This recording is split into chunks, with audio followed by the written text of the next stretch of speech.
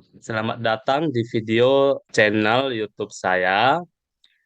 Pada video kali ini saya akan membahas tentang permutasi, yaitu yang merupakan salah satu materi matematika di kelas 12 tingkat SMK.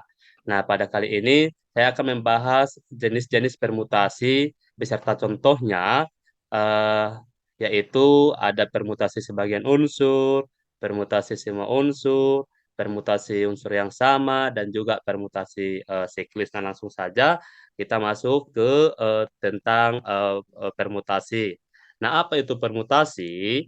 Yaitu permutasi itu merupakan cara penyusunan suatu percobaan atau kejadian yang memperhatikan urutan. Jadi nanti kata kuncinya adalah permutasi itu memperhatikan urutan, ya. Misalkan kita memilih dua orang yang akan menjadi ketua dan bendahara, dan yang terpilih adalah si A dan si B. Jika si A menjadi ketua dan si B menjadi bendahara, maka susunan ini akan berbeda dengan si B menjadi ketua dan si A menjadi bendahara. Atau secara singkat, urutan sangat mempengaruhi sehingga pada permutasi AB itu tidak sama dengan BA.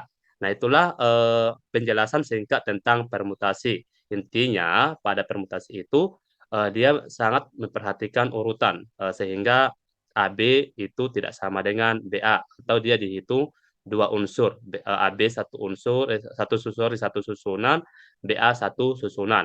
Nah, selain pemilihan ketua dan bendahara, eh, permasalahan kontekstual yang bisa diselesaikan dengan konsep permutasi yang sering kita jumpai pada pembelajaran atau soal-soal tentang permutasi itu juga sering menentukan cara duduk atau banyak susunan atau penyusunan cara duduk, baru posisi dalam berfoto, kemudian menyusun angka, kemudian juga menentukan banyak susunan plat kendaraan bermotor, baru itu juga banyak susunan atau menentukan banyak susunan kata atau juga pemilihan juara di dalam lomba. Nah, itulah permasalahan-permasalahan yang sering kita jumpai pada materi permutasi.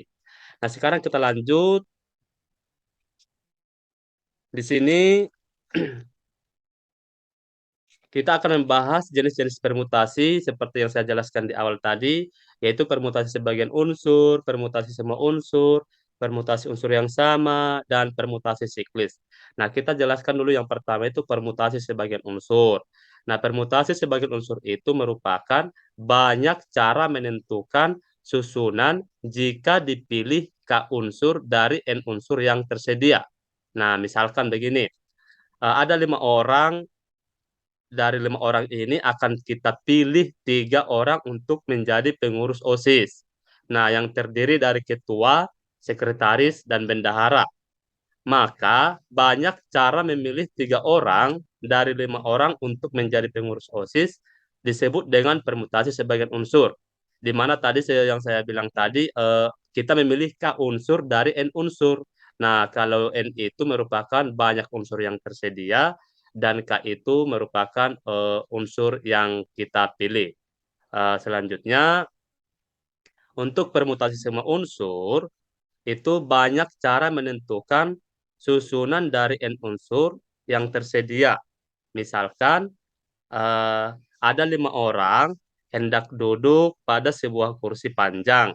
Maka banyak cara menyusun ke 5 orang tersebut untuk duduk pada kursi panjang disebut sebagai permutasi semua unsur. Karena semua unsur yang tersedia diikutkan atau bahasa sederhananya permutasi semua unsur itu tidak ada yang dipilih, tetapi semua unsur diikutkan dalam penyusunannya. Nah, berbeda dengan permutasi sebagian unsur, pada permutasi sebagian unsur kan kita memilih K unsur dari N unsur yang tersedia, seperti pada contoh yang telah saya sebutkan tadi, bahwa kita memilih 3 orang menjadi pengurus OSIS dari 5 orang. Artinya, jika kita ibaratkan misalnya ke 5 orang itu adalah A, B, C, D, dan E, nanti ketika kita pilih misalnya si A, si B, si C yang menjadi pengurus OSIS, maka si D dan si E itu tidak termasuk. Nah, sementara permutasi semua unsur, dia semua unsur diikutkan atau disusun. Tidak ada yang dipilih, tetapi semuanya diikutkan dan disusun. Itu dia kalau permutasi semua unsur. Nah, selanjutnya permutasi unsur yang sama. Nah, sama dengan permutasi semua unsur, yaitu kita mengikutkan seluruh unsur tanpa ada memilih. Artinya kita menyusun semua unsur yang tersedia. Tetapi perbedaannya adalah pada permutasi unsur yang sama, nanti ada beberapa unsur yang sama. Sehingga ketika unsur yang sama ini kita susun, dia dia tidak akan mempengaruhi bentuk susunan. Atau contohnya begini, biasanya ini kita menyusun ada berapa banyak susunan kata dari kata bebek misalnya. Bebek ya ini bebek berarti dia ada 5 unsur, ya ada 5 huruf, di mana huruf E ada 2. Nah, kalau misalnya huruf E pada kata bebek kan ada itu huruf E pada urutan kedua dan E pada urutan keempat. Jika huruf E pada urutan kedua kita tukar posisinya dengan huruf E pada urutan keempat, maka dia tidak akan mempengaruhi atau tidak akan membentuk kata yang berbeda begitu. Dia tetap ketika dibaca tetap bebek. Nah, sehingga eh, pada permutasi unsur yang sama itu nanti susunannya akan lebih sedikit ketika ada beberapa unsur yang sama. Beda dengan permutasi semua unsur. Itu dia. Nah, selanjutnya permutasi siklis yaitu permutasi yang dibuat untuk menyusun unsur secara melingkar menurut arah putaran tertentu. Pada permutasi siklis itu biasanya salah satu unsur dijadikan sebagai titik acuan ya. Atau pada soal-soal matematika ini permutasi siklis ini sering digunakan untuk menentukan banyak susunan ketika ada beberapa unsur duduk pada sebuah meja bundar begitu. Nah, untuk lebih jelasnya eh, di sini saya akan memberikan beberapa contoh tentang permutasi yang sudah saya jelaskan tadi. Nah, yang pertama, di sini ada permutasi sebagian unsur. Di sini salah satu permasalahan yang saya angkat di sini, misalkan ini Pak Bondar adalah seorang wali kelas 10 TKJ di SMK Negeri 2 Botomuzoi. Pada awal tahun pelajaran, Pak Bondar memilih 3 orang siswa sebagai pengurus kelas yang terdiri dari ketua, sekretaris, dan bendahara. Jika ada 4 orang siswa yang memenuhi sebagai kandidat pengurus kelas, tentukanlah banyak susunan pengurus kelas yang bisa dibentuk. Nah, di sini kan ada 4 unsur yang tersedia atau ada 4 orang siswa yang memenuhi kandidat sebagai pengurus kelas. Nah, berarti di sini unsur yang tersedia semuanya ada 4. Nah, sementara yang kita butuhkan itu hanya 3 ya sebagai pengurus kelas yaitu ketua, sekretaris, dan bendahara. Nah, di sini tanya tentukanlah banyak susunan pengurus kelas yang bisa dibentuk.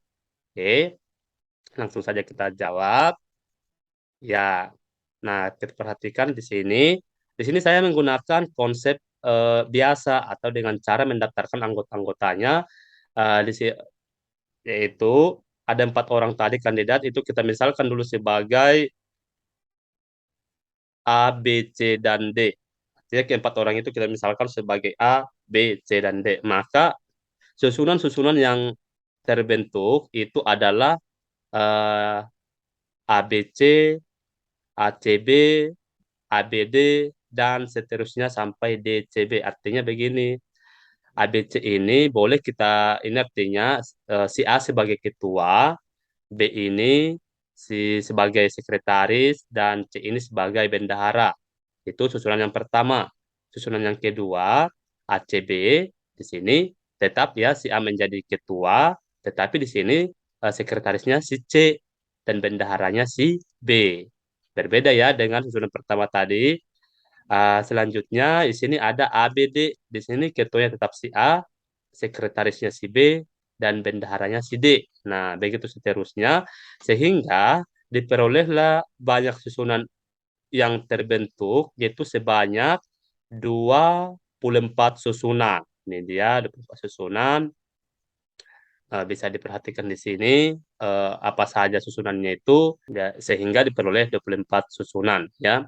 Nah, selanjutnya kita lanjutkan selain mendaftarkan anggota-anggotanya, ternyata banyak susunan pengurus kelas itu bisa ditentukan dengan rumus permutasi bagian unsur. Nah, kalau yang tadi itu kan dengan cara biasa atau dengan cara mendaftarkan anggota-anggotanya. Nah, eh, selain dengan cara mendaftar anggota-anggotanya, kita juga bisa menentukan banyak susunan pengurus kelas dengan menggunakan rumus permutasi sebagian unsur, di mana tadi banyak siswa yang tersedia atau yang memenuhi syarat sebagai kandidat pengurus kelas itu adalah 4, sehingga di sini N-nya 4 ya. Kemudian kita hanya butuh 3 siswa. Artinya tadi pengurus itu kan terdiri dari ketua, sekretaris, dan bendahara. Artinya kita hanya membutuhkan 3 sehingga kita memilih 3 dari 4 unsur. Nah, dengan menggunakan rumus permutasi sebagian unsur, maka kita masukkan ke rumus permutasi K dari N, ini dibaca permutasi K dari N sama dengan N faktorial per N dikurang K faktorial. Nah, tadi N-nya adalah 4, 4 faktorial per 4 dikurang 3 faktorial. Ya, sama dengan 4 faktorial per 4 kurang 3 kan 1, berarti 4 faktorial per 1 faktorial. Nah, sehingga kita gunakan konsep faktorial, 4 faktorial artinya 4 kali 3 kali 2 dikali 1. Itu diperolehlah sebanyak 24 susunan pengurus kelas atau susunan apa panitia. Nah, jadi di sini yang tadi itu kita menggunakan apa namanya konsep biasa atau dengan cara mendaftar anggota-anggotanya. Nah, nanti kalau misalnya unsurnya itu sudah banyak atau N-nya misalnya lebih dari 5 misalnya atau lebih dari 6 ya atau semakin tinggi nanti nilai N-nya tidak mungkin lagi kita menggunakan dengan cara biasa sehingga kita biar lebih gampang kita menggunakan rumus permutasi sebagian unsur. Misalnya begini, kalau nanti unsur yang tersedia misalnya 10, kita butuh 3, tentukan eh, lebih sulit ketika kita mengerjakannya dengan rumus atau konsep biasa. Makanya kita menggunakan rumus permutasi sebagian unsur untuk memudahkan nanti ketika menentukan banyak susunan. Ya, oke. Paham ya? Kita lanjutkan. Yang selanjutnya kita akan lihat contoh soal tentang permutasi semua unsur. Nih, sudah saya buat sebuah permasalahan. Misalkan 4 orang siswa berprestasi sedang menerima penghargaan dari kepala sekolah. Setelah selesai menerima penghargaan, keempat siswa tersebut berfoto bersama secara berjejer. Tentukan banyak cara berfoto yang bisa dibentuk. Nah, di sini kita perhatikan ya, kita simak dulu soalnya. Ada 4 orang siswa yang hendak berfoto secara berjejer. Nah, yang ditanya itu berapa banyak cara berfoto atau berapa banyak susunan cara berfoto ya yang terbentuk. Nah, jadi di sini kita akan menyusun semua unsur yang ada ya. Misalnya tadi ada 4 siswa, berarti keempat siswa ini akan kita susun, tapi bukan dipilih ya, berbeda dengan yang contoh permasalahan tadi, kita memilih 3 dari 4 orang. Nah, di sini keempat orang ini kita akan susun semuanya, makanya kita menggunakan konsep permutasi semua unsur. Nah, kita lihat di sini susunan yang mungkin adalah, nah di sini kita misalkan juga keempat orang itu ada yang akan berfoto adalah A, B, C, dan D ya. Keempat orang itu yang akan berfoto adalah A, B, C, dan D. Sehingga banyak susunan berfoto yang bisa dibentuk. Ini seperti yang sudah ada di sini. Susunan pertama bisa saja nanti A, B, C, D artinya si A di urutan pertama, si B di urutan kedua, si C di urutan ketiga, dan si D di urutan keempat. Sehingga ini dihitung satu susunan atau satu cara. Yang kedua, A, B, D, C. Si A masih di urutan pertama, si B di urutan kedua, tapi yang berubah posisi adalah si C dan si D. Nah, di sini pada susunan kedua ini, si D yang berada pada urutan ketiga dan si C pada urutan keempat. Sehingga ini eh, apa namanya cara kedua begitu ya. Selanjutnya ini ada A, C, B, D. Nah, di sini masih si A di urutan pertama, tapi di urutan kedua sudah berubah, yaitu si C. Tadi kan di cara pertama kedua itu si B yang di urutan kedua. Dan si B di urutan ketiga dan yang keempat itulah si D. Sehingga ini disebut apa cara ketiga. Nah, ini juga ACDB masih sama dengan cara ketiga ya. Si A dan si C berada pada posisi yang sama, tetapi yang berubah posisi adalah si D dan si B.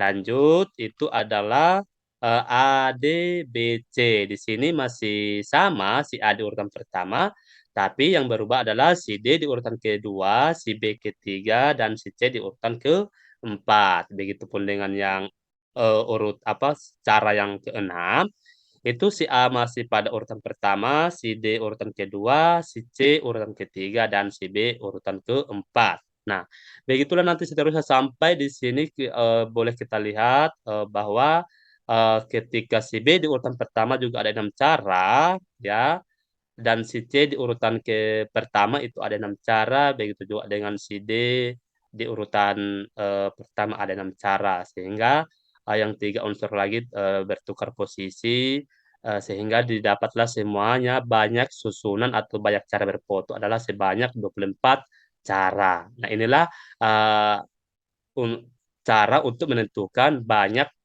susunan atau banyak cara berfoto dengan mendaftarkan anggota-anggotanya ya. Jadi nanti pada soal itu bisa saja yang ditanya misalnya apa namanya bukan hanya banyak susunan ya, bukan hanya banyak susunan, mungkin nanti ada berapa banyak kan pada soal matematika itu seringkali dikembangkan pertanyaannya atau ada misalnya begini. Bisa saja nanti ditanya itu tentukan banyak susunan atau banyak cara berfoto jika si A dan si C selalu berdekatan misalnya. Nah, boleh kita nanti lihat di sini mana si A dan si C yang berdekatan. Nah, ini dia AC, BD berdekatan ya. AC, DB, ACBD ya sorry ACBD, ACDB. Nah, intinya nanti kita cari kalau kita menggunakan dengan rumus apa dengan cara mendaftar anggota-anggotanya, karena nanti ada pertanyaan, tentukan banyak susunan atau banyak cara berfoto jika si A dan si C selalu berdekatan, misalnya ya.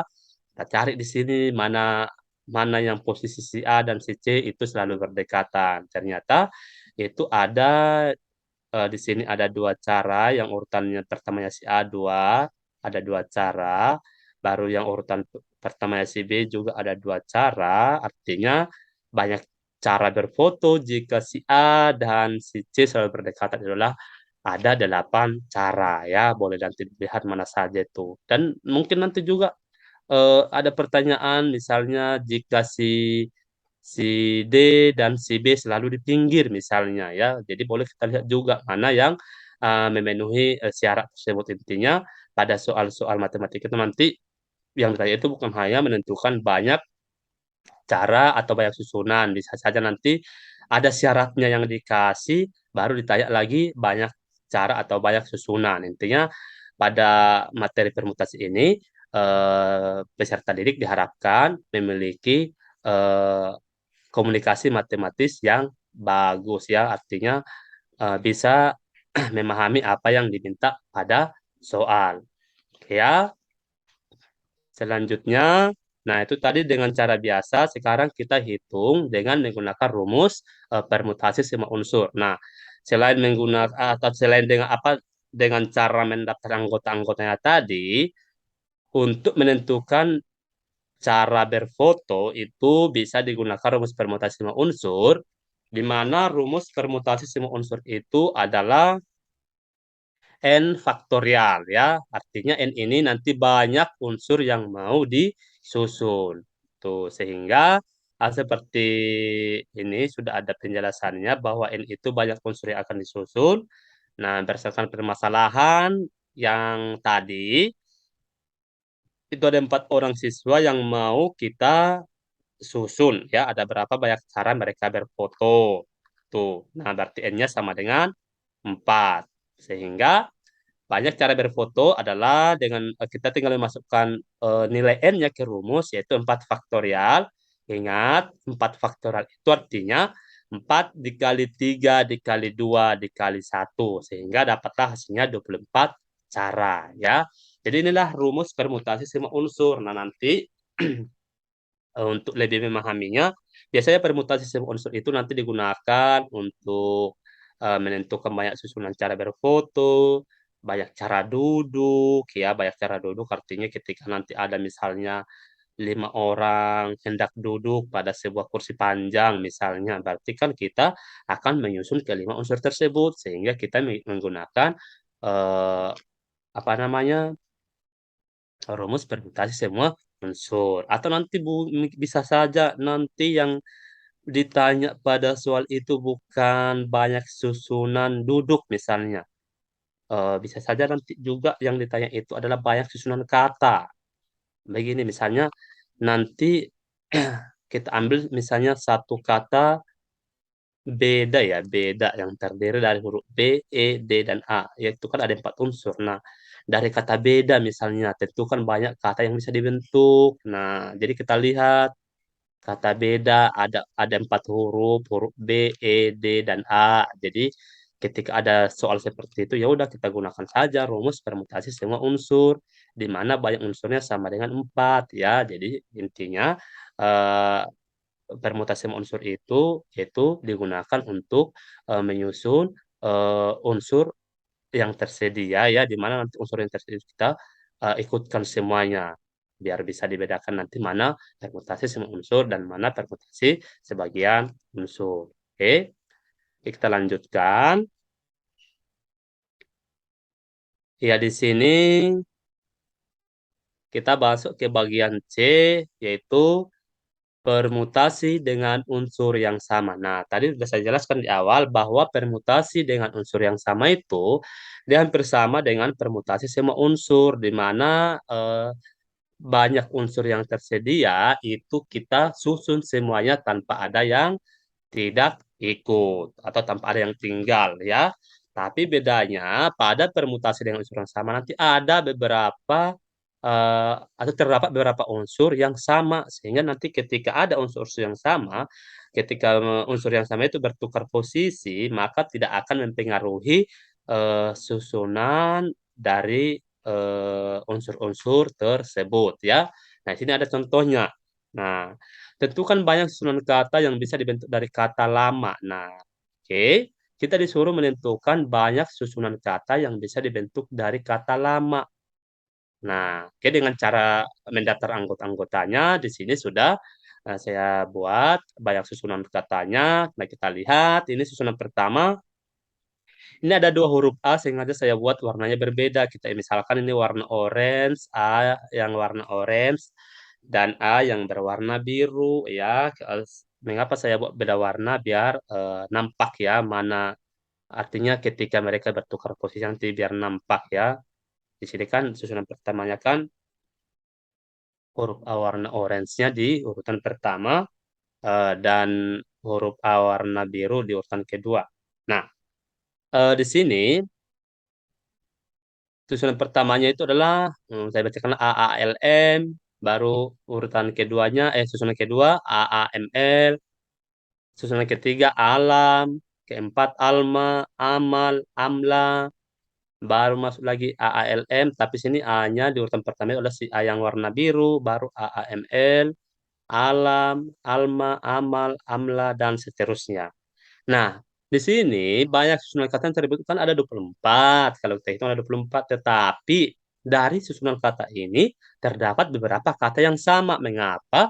Karena ketika unsur yang sama tadi bertukar posisi, maka ada beberapa nanti susunan itu tidak apa namanya tidak mempengaruhi bentuk ya atau sama bentuknya gitu. Contohnya begini, ini yang sewarnanya sama ini, ini warnanya sama, AALM dengan ALM itu sama, sehingga yang sama ini kita hitung satu unsur.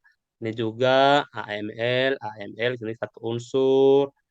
Ini juga yang apanya warna abu-abu satu unsur, yang warna kuning satu unsur. Intinya yang satu warna itu dihitung satu unsur karena sama. Begitupun dengan ini lam ya, lam satu unsur, lama, lama, cuman cuman apa namanya unsur yang sama tadi bertukar posisi, tapi makna dari kata itu tidak berubah ya, masih sama. Sehingga setelah kita lihat itu banyak susunan kata yang berbeda dari kata lama itu hanya ada 12 kata ya, 12 kata. Karena tadi unsur yang sama itu dihitung jadi satu. Itu dia ya, ya 12. Jadi semakin sedikit dia.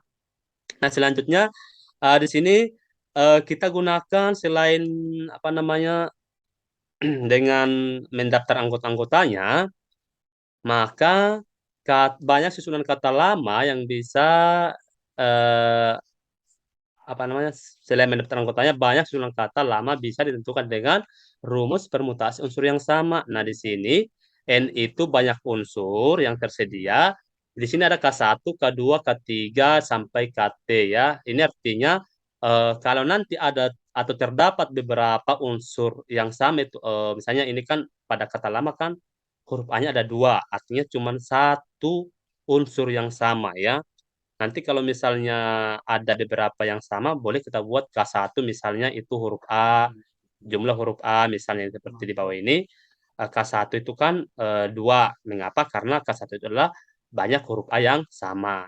Nanti kalau misalnya ada beberapa yang sama, misalnya seperti pada kata matematika misalnya, kalau kita susun kata matematika, itu kan ada beberapa, ada huruf A matematika ya, ada huruf A sebanyak dua, ada huruf T-nya ya juga yang sama, artinya boleh nanti kita buat K1 itu sebagai jumlah huruf A, K2 itu sebagai jumlah huruf T ya. Jadi intinya K1 itu sampai Kt itu tergantung ada berapa jenis unsur yang sama ya. Sehingga dengan menggunakan rumus permutasi unsur yang sama, maka banyak susunan kata yang bisa dibentuk dari kata lama adalah permutasi K1 dari N ya, di mana tadi N-nya itu 4 dan K1 itu adalah jumlah huruf A atau jumlah huruf A yang sama tadi itu ada dua, sehingga diperoleh 4 faktorial per 2 faktorial sama dengan 12. Ini tahu ini ya, menjabarkan 4 faktorial 4 kali 3 kali 2 kali 1 per 2 kali 1 diperoleh jawabannya 12. Nah, itulah rumus untuk menentukan banyak susunan kata jika ada beberapa unsur yang sama.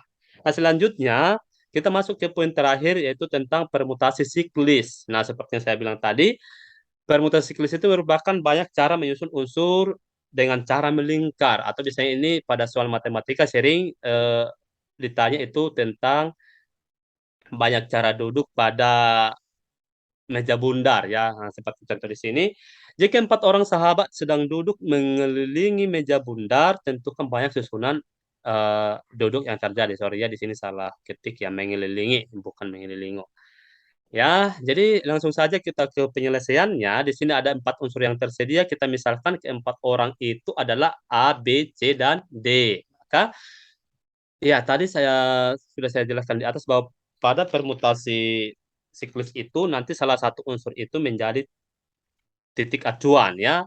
Oke, di sini kita ibaratkan A itu sebagai titik acuan. Artinya titik acuannya itu biar kita tahu membaca dari mana. Boleh si arah jarum jam, boleh juga berlawanan arah jarum jam. Nah, dengan mendaftarkan anggota-anggotanya, banyak susunan jika empat orang duduk mengelilingi meja bundar adalah ini misalnya si A, A, B, C, D, ya A, B, C, D, baru itu nanti sama ya dengan A, D, C, B itu sama artinya A, B, C, D.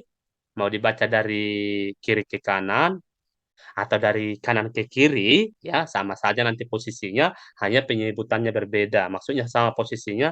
Ketika kita jadikan A sebagai titik acuan, kan kita kita baca ini A, B, C, D. Kan sama posisinya jika kita baca A, D, C, B. Hanya penyebutannya saja berbeda, tapi kalau posisinya masih sama ya. Ini di sini A, B, D, C itu sama dengan ACDB ya. Baru ACBD ya sama dengan ADBC atau ACDB ya. Baru ADBC, baru AD sorry ini ini harusnya AD CB. Sorry ya, ini AD yang terakhir ini harusnya AD CB. Ya, AD CB. Oke.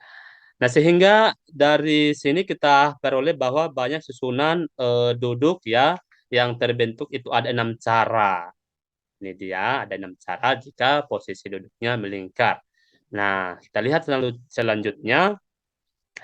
Jika menggunakan rumus, ya di sini jika menggunakan rumus pada permasalahan duduk melingkar, selain dengan mendapat anggotanya tadi, banyak cara duduk bisa juga ditentukan dengan menggunakan rumus permutasi siklis. Ya, rumus permutasi siklis itu ini.